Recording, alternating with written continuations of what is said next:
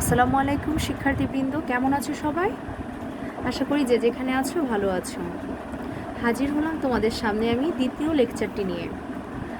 আজকের লেকচারটিতে কি আছে চলো জেনে নিই।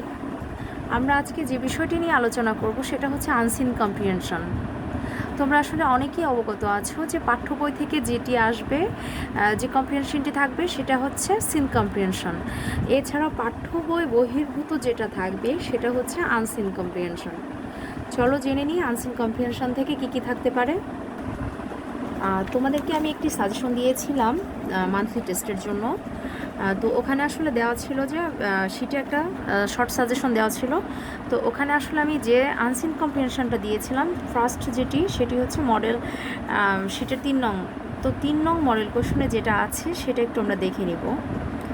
দেখো এখানে একটি গল্প দেওয়া আছে। Once there was an old farmer in a village. He had 4 sons. They always quarreled with one another. The farmer decided to teach them a good lesson.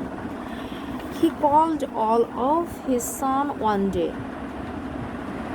He asked them to bring 4 sticks.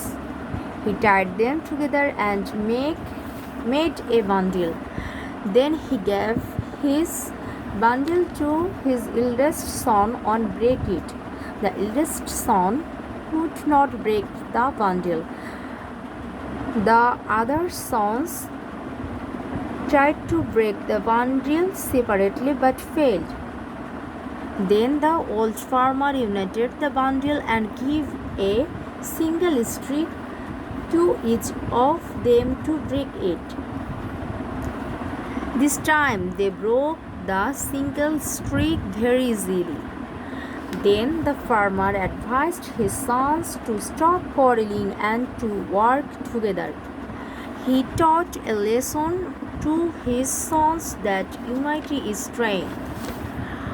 আচ্ছা শিক্ষার্থীরা, কি বোঝা গেল গল্পটি থেকে? এখানে একটা কৃষক ছিল যার কিনা 4টা সন্তান ছিল, 4টি ছেলে। তো তারা সব সময় ঝগড়া করতো। এরপর কৃষকটি চিন্তা করলো যে সে কীভাবে বাচ্চাদেরকে একটা ভালো কিছু শিক্ষা দিবে।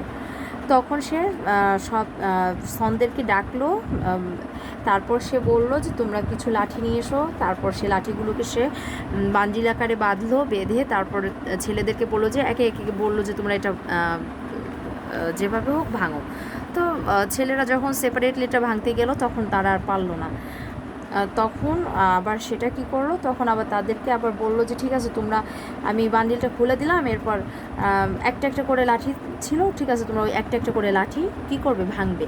তখন তারা আবার ঠিকই এটা পারলো। তো আসলে এটা হচ্ছে একটা একটা আসলে মরাল স্টোরি, যেখানে কিনা বলা যায় যে একতাই বল। তো তোমাদের কাজ হচ্ছে যে তোমরা এই গল্পটা খুবই ভালোভাবে অর্থ সহকারে পড়বে। দেখো এখানে কিছু সিনোনিম অ্যান্টোনিম দেওয়া আছে, এগুলো খুব ভালোভাবে পড়বে। এছাড়াও এ পাশটাতেও কিছু দেওয়া আছে, এগুলো খুবই ভালোভাবে পড়াশোনা করবে। আচ্ছা, আনসিন থেকে কি কি আনসার তোমাকে করতে হবে সে বিষয়ে একটু আলোচনা করি। দেখো এখানে যে আনসিনটা থাকবে, এই আনসিনের আলোকে তোমাকে নাম্বার 5 থেকে যেটি থাকবে সেটি হচ্ছে ফিল ইন দ্য ব্ল্যাঙ্কস, অর্থাৎ শূন্যস্থান পূরণ করতে হবে। অবশ্যই তুমি এই প্যাসেজটির আলোকে অ্যান্সারগুলো করতে পারবে। এরপরে দেখো নাম্বার 6-এ যেটা আছে সেটা হচ্ছে রাইট ট্রু ফলস। এখান থেকে যেটা কারেক্ট হবে সেটার জন্য তুমি ট্রু লিখবে, আর যেটা ফলস হবে সেটার জন্য শুধু ফলসই লিখবে। আর ফলস যেটা আছে সেটার জন্য তোমাকে আবার কারেক্ট করে অ্যান্সার লেখার কোনো প্রয়োজন নেই, জাস্ট ট্রু এবং ফলস লিখলেই চলবে। এরপর দেখো নাম্বার 7-এ যেটা দেওয়া আছে সেটা হচ্ছে অ্যান্সার টু দ্য কোয়েশ্চেন। কি এখানে প্রশ্ন দেওয়া আছে, প্রশ্নগুলোর আলোকে তোমাকে অ্যান্সার করতে হবে এবং সেটি তুমি অবশ্যই এই প্যাসেজ থেকে হেল্প নিতে পারবে, যেটা কিনা তোমাদের সিন কম্প্রিহেনশনের সঙ্গে কিন্তু অনেকটা মিল আছে, তাই না? দেখো এখানে আমরা যেভাবে করেছিলাম, প্রথমে যেমন আমাদের ফিল ইন দ্য ব্ল্যাঙ্কস ছিল, তারপরে সিনে আবার আরেকটা ছিল কোনটা, ট্রু ফলস থেকেও আমাদেরকে অ্যান্সার করতে হতো। এরপরে ছিল অ্যান্সার টু দ্য কোয়েশ্চন থেকে আমাকে কী করতে হতো, প্রশ্নের উত্তর লিখতে হতো। সেম অনেকটাই কিন্তু সিন কম্প্রিহেনশনের মতনই। আচ্ছা, তো এখানে আমার যেটা মনে হলো যে তোমরা মোটামুটি এখান থেকে অনেকটাই ধারণা পেয়েছো, বা তোমাদের অনেকেরই ধারণা আছে। তো আমার কাছে যেটা মনে হচ্ছে যে নাম্বার 8-এ যেটা থাকবে সেটা হয়তো বা অনেকেই বুঝতে পারো না, বা কীভাবে অ্যান্সার করতে হবে সেটা নিয়ে তোমাদের অনেকটা কনফিউশন কাজ করে। তো চলো আজকে আমি এই 8 নাম্বারটি খুব ভালোভাবে বোঝানোর চেষ্টা করছি। তো দেখো এখানে 8-এ কী আছে আমরা একটু পড়ি। Suppose you are Animesh, write a letter to your friend Saurabh about the importance of unity. Write at least 6 sentences. Here are some words to help you: address, date, solution, main points of the letter, closing. আচ্ছা, আসলে হচ্ছে এটা একটা letter, তোমাকে একটা letter লিখতে হবে। Number 8 থেকে যেটা থাকে সেটা হচ্ছে একটা লেটার। এই লেটারটা হচ্ছে তুমি এই প্যাসেজের আলোকে লিখতে পারো। তবে তোমাদের মনে অনেকটা কনফিউশন থেকে থাকে যে মিস এটা কীভাবে লিখবো, বা এটা কীভাবে লেখার সিস্টেমটা কি। আসলে তোমাকে কিন্তু লেটারটা মুখস্থ করার কোনো প্রয়োজনই নেই, যেহেতু তোমার আনসিনটা থাকবে, আনসিনের আলোকেই তুমি এই সম্পূর্ণ লেটারটি লিখতে পারবে। কিন্তু তার আগে অবশ্যই তোমাকে কি জানতে হবে নিয়মটা, তাই না? তো আমি নিয়ম সহকারে তোমাকে ইনশাল্লাহ লেটারটি লেখানোর বা অ্যান্সার কীভাবে করতে হয় সেটা শিখিয়ে দেব। ইন ফিউচারে তোমার আর এটা নিয়ে ইনশাল্লাহ প্রবলেম হবে না। তুমি যে কোনো লেটারই এখানের এটার আলোকে তুমি লিখতে পারবে। আচ্ছা, এখানে তুমি তোমার ফ্রেন্ড বা বন্ধুকে তুমি একতাই বল নিয়ে একটা লেটার লিখবে। আচ্ছা, যে কোনো লেটারই আসুক না কেন, আমরা ফার্স্টের শুরুটা কীভাবে করতে হয় সেটা আমরা একটু জেনে নিই।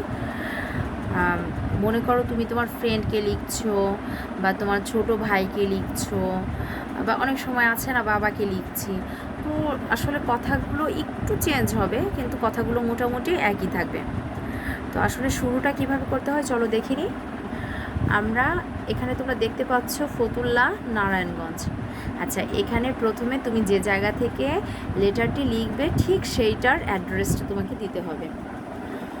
এরপরে যেটা লিখবে সেটা হচ্ছে ডেট। যত তারিখে লেটারটি লিখবে ঠিক তত তারিখটাই তোমাকে এখানে দিতে হবে। তারপরে তুমি যেটা লিখবে সেটা হচ্ছে ডিয়ার সৌরভ, অর্থাৎ তোমার এখানে যে নামটি দেওয়া থাকবে 8 নাম্বারটাতে যে নামটি দেওয়া থাকবে ঠিক সে নামটি তোমাকে ইউজ করতে হবে। আর যদি নাম দেওয়া না থাকে তাহলে তুমি তোমার ইচ্ছা মতো যে কোনো একটি নাম ইউজ করতে পারো। আচ্ছা, আর আরেকটি বিষয় সেটা হচ্ছে যেমন এখানে বলেছিল যে তোমার ফ্রেন্ডকে বলার জন্য। এখন এখানে ফ্রেন্ড বা ছোট ভাই যেই হোক না কেন, আমরা যে নামটি দেওয়া আছে সেটাই আচ্ছা ইউজ করলাম। তো তারপর আমি লিখতে পারি at first take my love, I hope you are well. I am also fine. Your letter is just to hand. In your letter, you have wanted to know about the importance of unity. Now I am writing about it. Okay. আমার আসলে এখানে যে প্রশ্নটি ছিল সেটা হচ্ছে unity সম্পর্কে। তো আমি এখানে ইউনাইটি না থেকে ধরো যে কোনো টপিক্সটি দেওয়া থাকুক না কেন, তাহলে আমি সেটা কীভাবে অ্যান্সার করতে পারি। জাস্ট শুরুটা আমার যেভাবে শুরু করেছিলাম সম্পূর্ণ ঠিক থাকবে, জাস্ট এখানে গিয়ে একটু চেঞ্জ হবে। In your letter you have wanted to know about to importance the unity. এখানে যে বিষয়টি জানতে চাবে ঠিক সেই বিষয়টি তুমি লিখবে। যেমন আমার এখানে ছিল ইম্পর্টেন্স অফ ইউনাইটি, বইয়ে দেওয়া আছে দেখো ইম্পর্টেন্স অফ ইউনাইটি, সেই কারণে আমি এখানে ইউজ করেছি ইম্পর্টেন্স অফ ইউনাইটি। ক্লিয়ার? এরপরে যেটা লিখবে now I am writing about it, অর্থাৎ আমি এখন এই বিষয়ে তোমাদের সম্পর্কে তোমার কাছে লিখছি। আচ্ছা, এরপরে তুমি যে কাজটি করবে সেটা হচ্ছে তুমি সরাসরি আনসিনের কাছে চলে যাও। এটা আনসিনে দেখো এখান থেকে যে কথাগুলো বলা আছে তুমি এখান থেকে মেইন কথাগুলো লিখে দাও। মেইন যে কথাগুলো তোমার মনে হচ্ছে যে এই কথাগুলো লিখতে হবে, তুমি সেই কথাগুলোই প্যাসেজ থেকে জাস্ট দেখে লিখবে। এটার তোমাকে মুখস্থ করার কোনো প্রয়োজন নেই। এখান থেকে তোমার যেটা যেমন once there was an old farmer in a village, he had 4 sons, they always quarreled with one another. The farmer decided to teach them a good lessons. এভাবে করে তুমি কয়েকটি লাইন লিখে দাও, ইম্পর্ট্যান্ট লাইনগুলো। দেন যখনই তোমার কথাগুলো শেষ হয়ে যাবে তখন তুমি কিভাবে চিঠিটা বা লেটারটা তোমাকে কিভাবে ফিনিশিং দিতে হবে সেটা বলো তো, সেটা কিভাবে করবে। তো যখনই আমাদের ওই লেখাটা শেষ হয়ে যাবে, আমরা প্যাসেজের আলোকে যতটুকু লিখবো, দেন আমি কিভাবে শেষ করতে পারি, লাস্টে আমি একটা কথা লিখতে পারি যে নো মোর টুডে, তার মানে হচ্ছে আজ আর নয়। Convey my best regards to your parents and love to the youngers. আচ্ছা, এখানে যদি আমি বন্ধুকে লিখি তাহলে এখানে আমি লিখবো কি, convey my best regards to your parents, অর্থাৎ বন্ধুকে বলছি যে আমার সালাম দিও তোমার পিতামাতাকে বা আমার সম্মান জানিও, and love to the youngers, এবং ছোটদের প্রতি ভালোবাসা রইল। আর এখানে যদি আমি বন্ধুর কাছে না লিখে চিঠিটি যদি আমি আমার ছোট ভাইকে বা বোনকে লিখি তাহলে আমি এখানে লিখতে পারি কি, convey my best regards to our parents and love to the youngers. কেমন? এরপরে লাস্টে যেটা হবে সেটা হচ্ছে ইয়োর লাভিং ফ্রেন্ড। যদি বন্ধুকে লিখি সেক্ষেত্রে লিখবো কি, ইয়োর লাভিং ফ্রেন্ড, অথবা ছোটো ভাইয়ের কাছে বা বড় ভাই বোনের কাছে যখন লিখবো ইয়োর লাভিং ব্রাদার, অথবা বাবার কাছে যদি আমি চিঠিটি লিখি তখন আমি লিখবো ইয়োর লাভিং সন। এরপরে যে নামটি আমার নাম্বার যেটি আমার দেওয়া থাকবে হয় সেই নামটি লিখতে হবে, আর না দেওয়া থাকলে সমস্যা নেই, তুমি তোমার পছন্দের যে কোনো একটা নাম এখানে দিতে পারো। এরপরে যে টপিক্সটি এরপরে যেটি বাকি থাকে সেটি হচ্ছে একটা খাম আঁকতে হবে আমাদেরকে। চিঠিতে সাধারণত কি থাকে, খাম অবশ্যই দেওয়া বাধ্যতামূলক। সেই ক্ষেত্রে তুমি একটা পেন্সিলের সাহায্যে একটা খাম আঁকবে।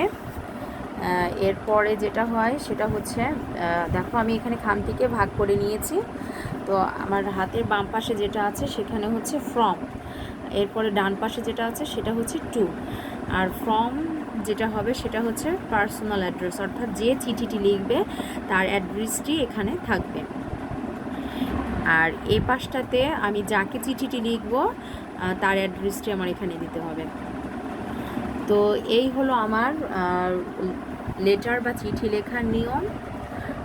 আশা করি তোমরা এরপরে যতগুলো লেটার থাকুক না কেন বা যে টপিকস নিয়ে লেটার লিখতে বলুক তোমাকে আনসার কম্প্রিহেনশন হতে, তুমি ইনশাল্লাহ পারবে। মূলত এই রুলসটাই তোমাদের জন্য জরুরি ছিল। তো আশা করি তোমরা বুঝতে পেরেছো। আর এটা বাসায় অনেক বেশি বেশি প্র্যাকটিস করবে। আর তোমাদের এইচডাব্লিউ থাকবে হচ্ছে এই নবদূত বইয়ের 126 নম্বর পেজ হতে যে স্টোরিটা আছে এই স্টোরিটা সম্পূর্ণ তোমরা ফার্স্ট তো রিডিং করবেই, পাশাপাশি তার সঙ্গে 5 থেকে 8 নং পর্যন্ত এইচডাব্লিউ করে আমার হোয়াটসঅ্যাপ গ্রুপে দেখাবে। কেমন? তো আজকে এতটুকুই, সবাই ভালো থেকো, আল্লাহ হাফেজ।